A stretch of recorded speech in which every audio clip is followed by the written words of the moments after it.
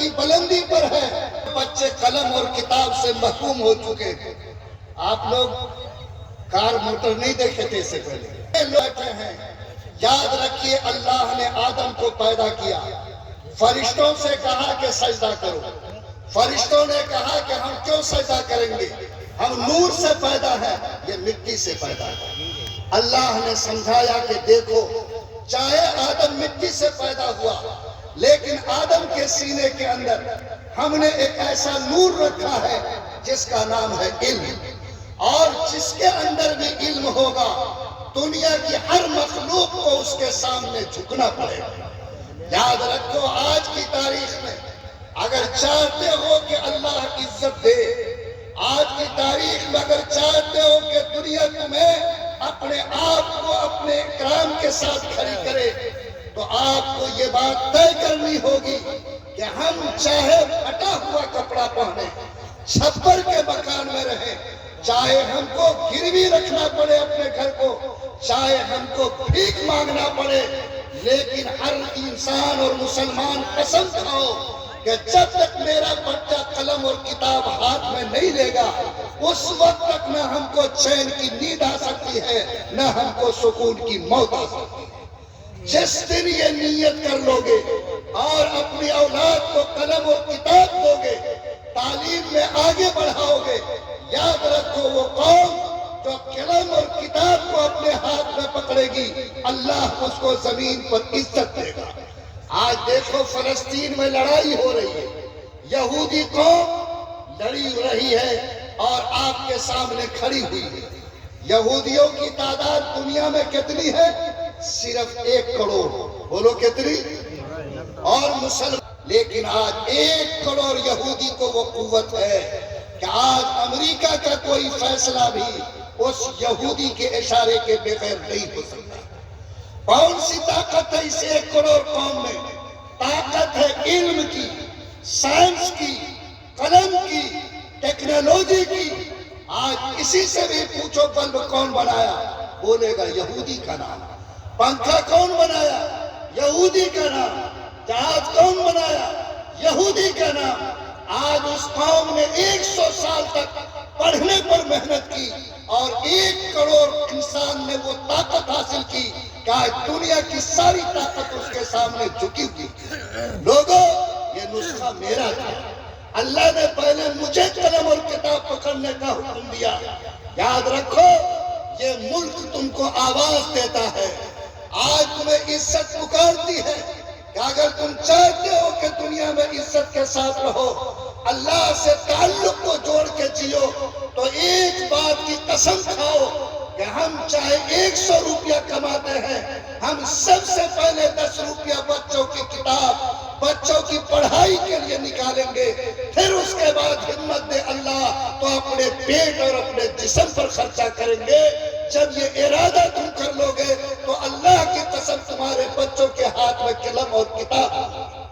کیا بولو انشاءاللہ ہم لوگ قلم اور کتاب پر دھیان دیں گے؟ اللہ اس کی توفیق عطا فرمائے۔ لوگ مجھ سے پوچھتے ہیں کہ کیا پڑھائیں، میں ان سے کہتا ہوں کہ سنو، پڑھائی کا کوئی بٹوارا نہیں ہے، لیکن چونکہ ہمارے یہاں لوگ پڑھائی کے معاملے میں الجھ جاتے ہیں، اس لیے ان کو ہم سمجھاتے ہیں کہ سب سے پہلے تمہاری ذمہ داری ہے کہ چاہے گھر کے آنگن میں بٹھا کر ہو، مسجد کے مکتب میں بٹھا کر ہو، مدرسے میں بٹھا کر ہو، سب سے پہلے اس کو قرآن، ایمان اور اللہ کی پہچان کراؤ۔ یہ کام تمہارے ذمہ اسی طرح فرض ہے جیسے نماز پڑھنا اور روزہ رکھنا فرض ہے۔ جیسے کوئی مسلمان اگر زندگی بھر نماز نہ پڑھے، جتنا بڑا گنہگار وہ ہے اتنا ہی بڑا گنہگار وہ مسلمان ہے جو اپنے بیٹا اور بیٹی کو قرآن اور کتاب نہیں پڑھاتا۔ اس لیے یہ نیت کرو کہ انشاءاللہ جو اللہ نے مجھے اولاد دی ہے اس اولاد کو سب سے پہلے ہم قرآن سکھائیں گے، ایمان سکھائیں گے، اپنے رب کی پہچان کرائیں گے، انسان بنائیں گے، اور انسان بننے کا جو راستہ ہمارے آقا نے سمجھایا وہ سمجھائیں گے۔ بولو اگر ہم لوگ واقعتاً اپنے ایمان کے ساتھ زندہ ہیں تو کیا قرآن پڑھانے، قرآن پڑھانے، دین سمجھانے کا کام کریں گے کہ نہیں کریں گے؟ کریں گے انشاءاللہ۔ پیسہ دے کے کہ منگنی میں؟ ہاں، مسلمان آج وہ کہیں سے مال گھر میں آیا، وہ تو سمجھتا ہے کہ میرا بچہ چٹائی پر بیٹھ کر پڑھے، یہ اس کے لیے انا کی بات ہے۔ ڈائریکٹ انگلش میڈیم اسکول، دیکھو ہم کسی اسکول میں پڑھانے سے نہیں منع کرتے، ہمیں ہمارا شریعہ والے لوگ ہیں، وہ نیت کرو کہ ایمان کی حفاظت، اللہ سے رشتے کو جوڑ کر رکھنا، ایک سچا انسان بن کر زندگی گزارنے کے لیے ایمان کو سیکھنا، قرآن تک پڑھنا، اللہ کی پہچان کرنا ہم سب کے ذمہ فرض ہے۔ بولو انشاءاللہ اگر آپ زندہ مسلمان ہیں تو کیا اپنے بچوں کے لیے یہ انتظام کریں گے کہ نہیں کریں گے؟ کریں گے انشاءاللہ، ہاتھ اٹھائیے۔ اور حافظ بنانا، مولانا مفتی بنانا، جس کو من آوے بنائے، جس کو نہیں آئے اس کے لیے ہم آپ کو ہاتھ نہیں پکڑ رہے ہیں۔ جو بھی اللہ کی طرف سے موفق ہوگا یہ کام کرے، لیکن جس کو اگر آپ چاہے حافظ بنائے، عالم بنائے، مفتی بنائے، یہ فرض عین نہیں، فرض کفایہ ہے۔ آپ اپنے حساب سے جو کام آپ کے لیے ضروری وہ یہ کہ سب سے پہلے مرحلے میں بچے کو ایمان سکھانا، قرآن تک پڑھانا، اپنے رب کی پہچان کرانا ضروری ہے۔ پیسہ دے کر پڑھانا، مفت میں مت پڑھانا۔ یاد رکھو جتنا اونچا مقام اللہ کا ہے اتنا ہی اونچا مقام اللہ کی کتاب کا ہے۔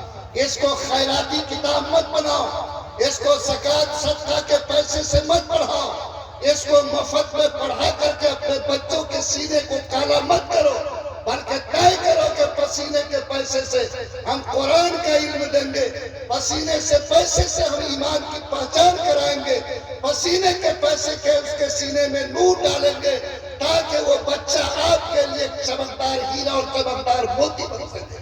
اس لیے پیسہ خرچ کرنا ہے، جیب کو ڈھیلا کرنا ہے، مکتب کے معلم کو تنخواہ دینی ہے، امام کو متعین کرنا ہے، اور ہر مکتب میں، مسجد میں مکتب کا نظام، گھر کے دالان میں مکتب کا نظام، اور آپ کے آم اور پیڑ کے نیچے آپ مکتب کا نظام، جہاں کہیں بھی ہو 1 گھنٹے کا نظام آپ ضرور چلاؤ۔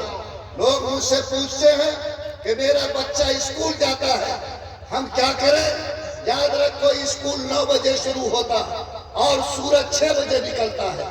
آپ 7 بجے سے لے کر 8 بجے تک 1 گھنٹہ مکتب کا نظام چلاؤ، اور پھر اس کے بعد آپ کا بچہ 9 بجے اسکول جائے تو آپ کا بچہ ایمان کے اعتبار سے بھی مستحکم ہوگا اور اسکول کی تعلیم کے اعتبار سے بھی مضبوط اور مستحکم ہوگا۔ اس لیے اس سسٹم کو آپ قائم کر کے مکتب کے سسٹم کو مضبوط کیجئے اور ہر بچے کو اسکول سے جوڑنے کی کوشش کیجئے۔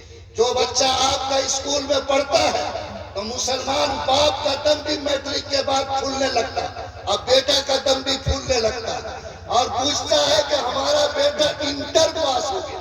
یاد رکھو انٹر اور میٹرک آج کی تاریخ میں ساکشرتا کی پہچان تو ہے لیکن تعلیم کی بڑی ڈگری نہیں ہے۔ آج دنیا چاند پہ جا چکی ہے، آسمان میں لوگ مکان بنانے کی تیاری میں ہے، اور آپ میٹرک کی ڈگری لے کر گھومو گے کہیں دنیا میں عزت کی بھیک نہیں ملے گی۔ یاد رکھو جو قوم تعلیم سے محروم ہوتی ہے وہ اس زمین کی سب سے فقیر قوم ہے، اور فقیر قوم کو بھیک مانگنا پڑتا ہے، اور بھیک مانگنے والی قوم کے جھولے میں لوگ سکہ تو ڈال سکتا لیکن عزت نہیں ڈالا کرتا ہے۔ اس لیے اگر عزت پانی ہے تو آپ اپنے بچوں کو تیار کیجئے کہ وہ تعلیم میں آگے بڑھے اور وہ بچہ ایسی اونچائی پر جائے کہ لوگ فخر کے ساتھ کہیں کہ میرا بیٹا بھی ڈی ایم بنا، میرا بیٹا بھی ڈاکٹر بنا، میرا بیٹا بھی ہائی کورٹ کا وکیل بنا، میرا بیٹا بھی ایس پی بنا۔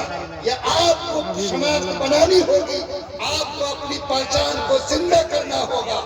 آج بہت سارے لوگ ہم کو کہتے ہیں کہ سرکار عدالتی بدلتی ہے، معاملہ بگڑتا ہے، لوگ ہمارے ساتھ صحیح سلوک نہیں کرتے ہیں۔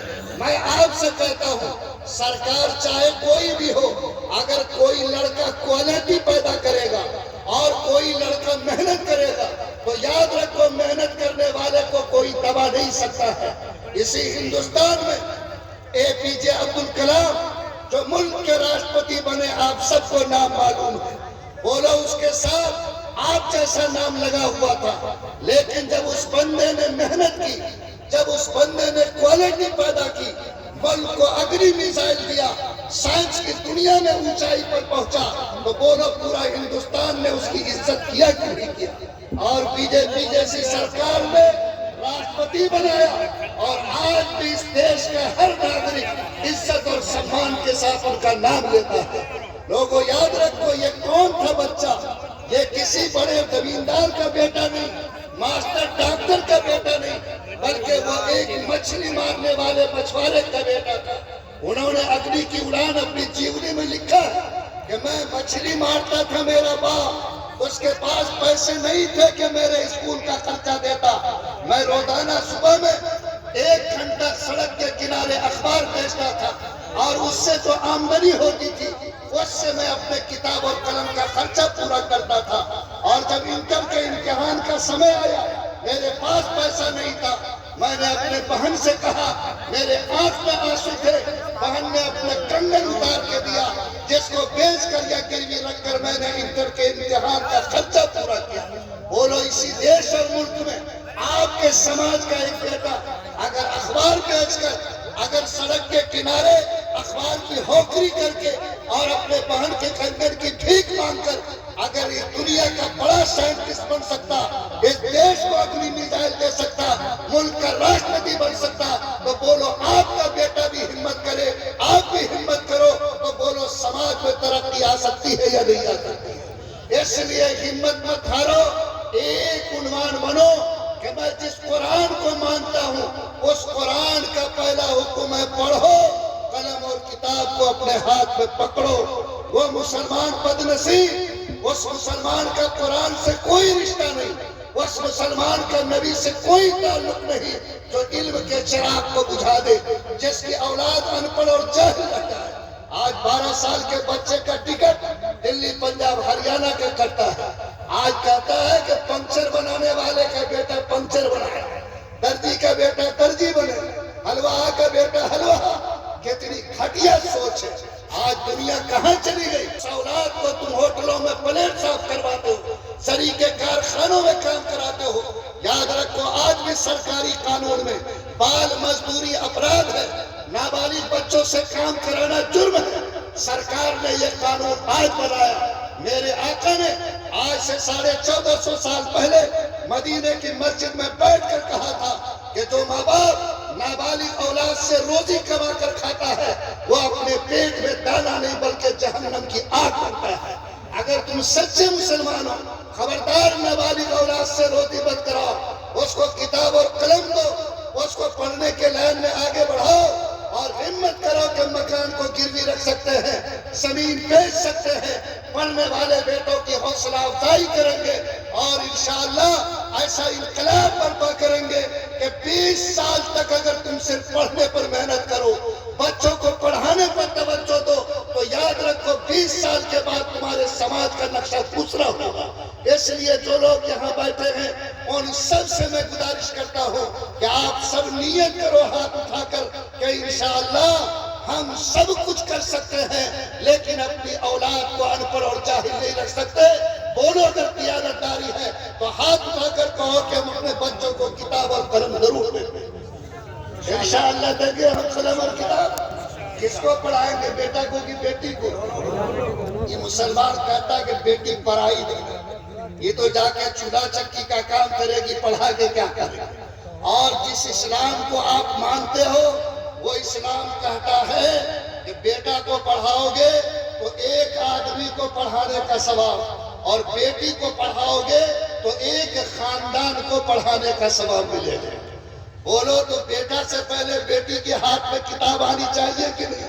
और याद रखो यही बेटी हर बच्चे के लिए उसकी गोद पहला स्कूल है। माँ के गोद में जो सबक मिलता जिंदगी भर वो सबक बच्चों को काम आता है। और उस स्कूल में जिसको रोशनी नहीं मिलती یاد رکھو وہ بچہ اپنی زندگی میں ان خوبیوں کی حفاظت نہیں کر سکتا. اس لیے طے کرو کہ بیٹیوں کو بھی پڑھانا ہے. بیٹیوں کے ہاتھ میں قلم اور کتاب دینی ہے، بلکہ بیٹیوں کو تعلیم میں آگے کرنا ہے تاکہ وہ بیٹی کل گھر کو جب نور بنا سکے، گھر کے اندر وہ خوبی پیدا کر سکے جو ایک باکردار ماں، ایک وفادار بیوی اور ایک باحیا بیٹی کا زیور کہلاتے ہیں. اس لیے جو لوگ یہاں بیٹھے ہیں وہ نیت کرے کہ بیٹا کو بھی پڑھائیں گے، انشاءاللہ بیٹی کو بھی پڑھائیں گے انشاءاللہ. دیکھو قرآن کا وعدہ، آدم کو علم ملا تو فرشتے نے سجدہ کیا کہ نہیں کیا؟ تم بھی علم کا جھنڈا اٹھاؤ. میں خدا کو گواہ بنا کر کہتا کہ دنیا تمہارے سامنے گردن جھکائے گی، دنیا تم کو عزت کی نظر سے دیکھے گی، دنیا میں تم کو عزت اور اکرام کے ساتھ لوگ نظر اٹھا کر دیکھیں گے. اس لیے آج کے جلسے کو جلسہ مت بنائیے. کیا نام ہے اس گاؤں کا؟ کھجوری گڑیا. یہاں پڑھنے کا کیا انتظام ہے بچوں کے؟ اسکول ہے؟ کہاں تک کا اسکول ہے؟ ارے کہاں تک کا اسکول ہے؟ 1 to 5 تک، 5ویں کلاس تک. کہ 2 سسٹم یہاں تعلیم کا لاگو ہونا چاہیے. ایک تو ایک بچہ ہر گھر سے کم ایمان اور اللہ کے نام کو سیکھے، اور کم سے کم وہ جانے کہ انسان کی زندگی کا اصل مقصد کیا ہوتا ہے. دوسرے یہ کہ یہاں پر اسکول کے سسٹم کو دیکھو کہ میٹرک کرنے والے بچے اور بچیوں کا جائزہ لو. یہاں کوچنگ سینٹر چالو کرو تاکہ سماج کی بیٹیاں میٹرک انٹر کی تیاری کر سکے اور اپنے پسینے کے پیسے اس میں لگاؤ. اگر آپ نے یہ تبدیلی جلسے کے بعد نہیں کی تو ایسے 1000 جلسے ہو سکیں گے. لوگوں کے کام کا مزہ تو بدلے گا لیکن سماج کا نقشہ کبھی تبدیل نہیں ہو سکتا. اس لیے کوشش کرنا نوجوانوں کہ تعلیم کے لیے سنگٹھت ہو کر، تعلیم کے لیے ایک جٹ ہو کر ہمارے بیٹی اور بیٹے کیسے آگے بڑھے اس کی فکر آپ سب کو کرنی ہے. آپ نے وعدہ کیا ہے، انشاءاللہ وعدہ نبھائیں گے.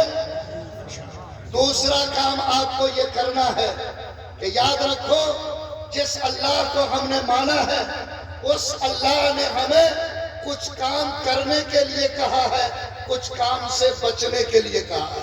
بولو یہ معاملہ ہے کہ نہیں؟ آپ کہتے ہو کہ اللہ کی مدد کیوں نہیں آتی، اللہ تعالیٰ کی نصرت کیوں نہیں آتی.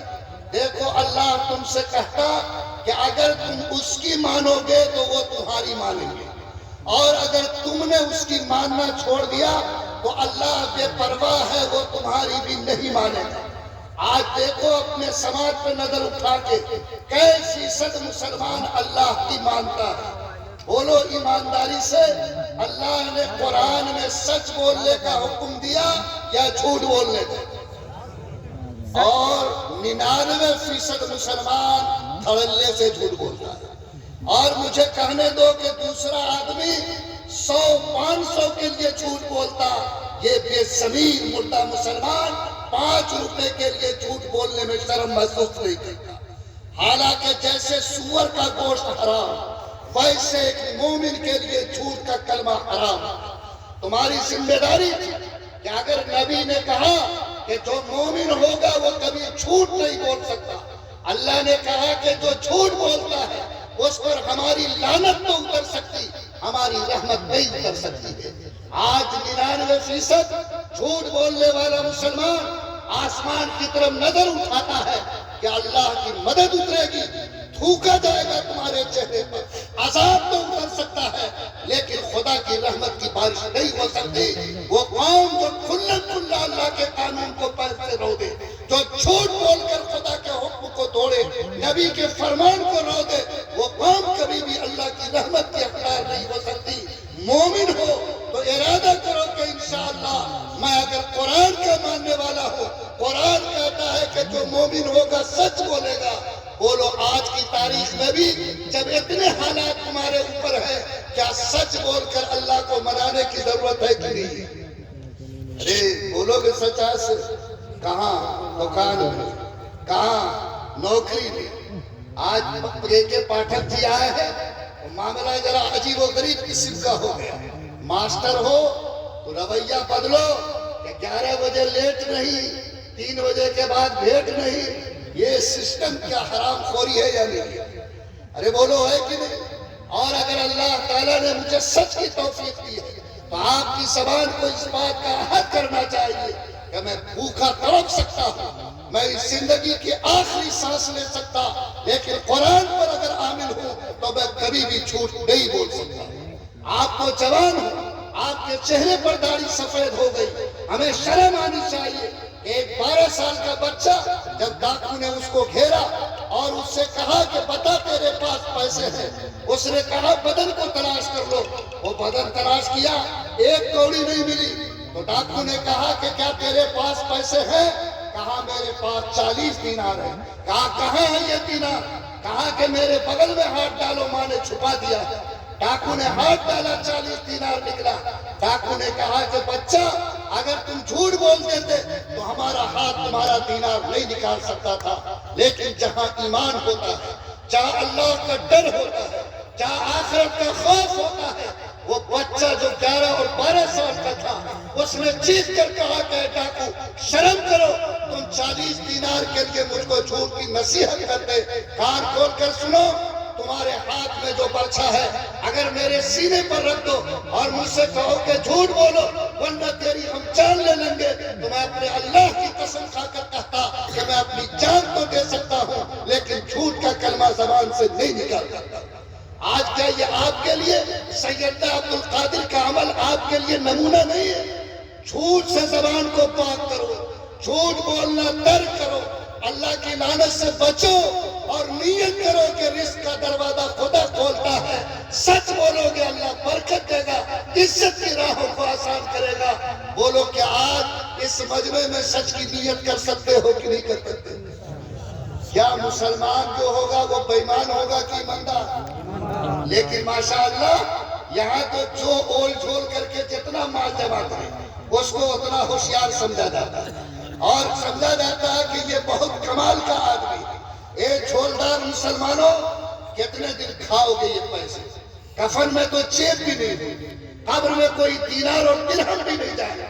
लूट कर लेने वाला, किसी को दगा देकर ठगने वाला, किसी को गलत तरीके पर माल उसका हड़पने वाला, किसी के हक पे नाजायज कब्जा करने वाला, ऐसे बेईमानों के लिए इस्लाम में कोई जगह नहीं है।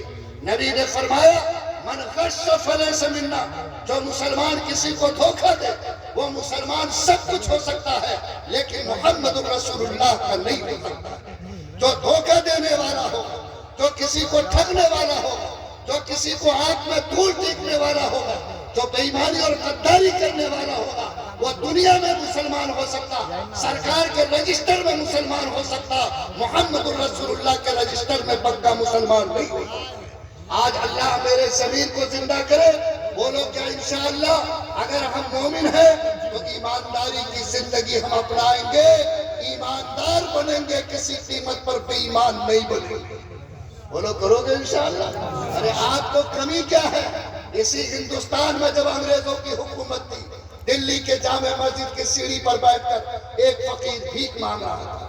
एक अंग्रेज अफसर मस्जिद देखने चढ़ने लगा तो उस फकीर ने भीख के लिए हाथ बढ़ाया। अंग्रेज को तरस आया, उसने अपना पर्स निकाला, कुछ पैसा फकीर के हाथ में दिया, लेकिन जब वो पर्स अपने फुल पैंट के पिछले जेब में रखने लगा तो वो जेब में जाने के बजाय फिसल कर जमीन पर गिर गया। अंग्रेज को ध्यान नहीं रहा, वो आगे बढ़ गया। फकीर की नजर अचानक पड़ी, उसने उसको उठाया। इस नीयत से नहीं उठाया कि उसको दबा लेंगे, इस नीयत से उठाया कि अंग्रेज पलट कर आएगा तो लौटा देंगे। लेकिन अंग्रेज गया, दूसरे दरवाजे से निकल गया। शाम तक फकीर इंतजार करता रहा, लेकिन वो पलट कर वापस नहीं आया। अंग्रेज चला गया। फकीर ने उस पर्स को अपने झोले में संभाल कर रखा, लेकिन उसके बाद जब भी वो भीख मांगने आता था अपने झोले में पर्स लाता था, इंतजार करता था कि अंग्रेज मिल जाएगा तो अमानत लौटा देंगे। ख्वाजा हसन निजामी ने लिखा कि 2.5 साल की मुद्दत गुजर गई, लेकिन फकीर को अंग्रेज नजर नहीं आया। 2.5 साल के बाद एक दिन फकीर को ऐसा लगा कि ये वही अंग्रेज है जिसने मुझको भीख दिया था। उसने उसको रोका, उसने उसको किस्सा सुनाया فقیر کو بات یاد آ گئی. اس نے کہا انگریز نے کہ ہاں اتنے دن میں آیا تھا پہلے, میں نے بھیک بھی دیا تھا, میرا پرس بھی گرا تھا, لیکن میں تو اس قصے کو بھول چکا ہوں. اس 2.5 سال کے بعد وہ بھیک مانگنے والا فقیر اپنے جھولے سے اس کا پرس نکالتا ہے, انگریز کے ہاتھ میں دیتا ہے اور کہتا ہے کھول کر دیکھو تمہاری امانت محفوظ ہے یا نہیں. انگریز نے اپنا پرس کھولا, اس کی امانت محفوظ تھی, وہ ہکا بکا رہ گیا. اس نے کہا کہ فقیر میرے جھولے میرے اس پرس میں اتنا پیسہ تھا, اگر تو استعمال کرتا تیرا کوئی چھوٹا روزگار کھڑا ہو سکتا تھا, لیکن کون سا ایسا جذبہ تھا کہ 2.5 سال تک تو نے اس کی حفاظت کی, تیرے بدن کے کپڑے پھٹے ہیں, تیرے ہاتھ کا جھولا سلا ہوا ہے, آخر کون سے جذبے نے تیرے اندر ایمان کی ایسی بو کی ہے. اس فقیر نے جو جواب دیا وہ میرے ضمیر کو جھنجھوڑنے کے لیے کافی ہے. کہا کہ انگریز بلا شبہ میرے ہاتھ کا جھولا سلا ہوا ہے, میرے بدن کا کپڑا پھٹا ہوا ہے, لیکن اللہ کی قسم میرا ایمان پھٹا ہوا نہیں ہے. اے انگریز یہ تو 2.5 سال کی مدت ہے, اگر میری موت کے وقت بھی تو آتا تو خدا کی قسم اپنی امانت میں 1 کوڑی کی خیانت نہیں پا سکتا تھا. یہ اسی ملک کا واقعہ ہے. آپ کیا غیرت کو نہیں جگا سکتے؟ کیا دوسرے کی بےایمانی کر کے, دوسرے کے آنکھ میں دھول جھونک کر, دوسرے کو ٹھگ کر, دوسروں کے مال کو ہڑپ کر, آج اگر کوئی شخص سوچتا ہے کہ میں ایماندار ہوں, یاد رکھو نبی نے اس کا رشتہ اپنے سے کاٹ لیا ہے. ایسے لوگوں کا رشتہ مدینے کے آقا سے نہیں جڑتا. قرآن پاک نے کہا کہ ان اللہ یامرکم ان تؤدوا الامانات الی اہلها, خدا کا حکم ہے کہ تم جن کی امانتیں تمہارے پاس ہیں ان کے پاس پہنچاؤ, اور خبردار 1 کوڑی کی بھی خیانت کو برداشت نہ کرو. حالات کتنے مشکل ہیں. آج مسلمان کے گھر میں بیٹا ہے, شادی ہوتی ہے تو آج بغیر منہ کا کٹورا کھولے ہوئے مسلمان کے بیٹے کا نکاح نہیں ہوتا. ابھی حیدرآباد میں ایک بچی کا نکاح ہوا, وہ 3 دن نہیں گزرا کہ بیٹی پھانسی میں لٹک کے مر گئی. اس کے ماں باپ کو خبر ہوئی, جا کر کے اس بچی کے لاش کو اتارا, کفن دفن کا انتظام کیا, لیکن جب باپ پلٹ کر بیٹی کے گھر میں آیا, اس کے سامان کو سمیٹا تو تکیا کے نیچے سے کاغذ کا ایک ٹکڑا ملا جس میں بیٹی نے اپنے ہاتھ سے باپ کے لیے کچھ لکھا تھا. باپ نے پڑھا تو اس کے آنکھ سے آنسو بہنے لگے. بیٹی نے لکھا تھا کہ ابا جان, جس دن سے میں نے اس گھر میں قدم رکھا مجھے جہیز کا تانا دیا جاتا رہا, رات کو بھی اور دن کو بھی میں برداشت نہیں کر سکی, پھانسی پہ جھول گئی, لیکن یہ چٹھی آپ کے نام چھوڑ کر جاتی ہوں. آپ سے یہ کہتی ہوں کہ آپ کے بعد جب میری دوسری بہن کو آپ رخصت کیجئے گا تو دنیا کے سامان کے ساتھ کفن کا کپڑا بھی ضرور دیجئے گا. کہیں اگر میری طرح اس کو بھی پھانسی پہ لٹکنا پڑے, کم سے کم باپ کا دیا ہوا کفن تو ہوگا جس میں وہ اپنے قبر میں آخری نیند سو سکے گی.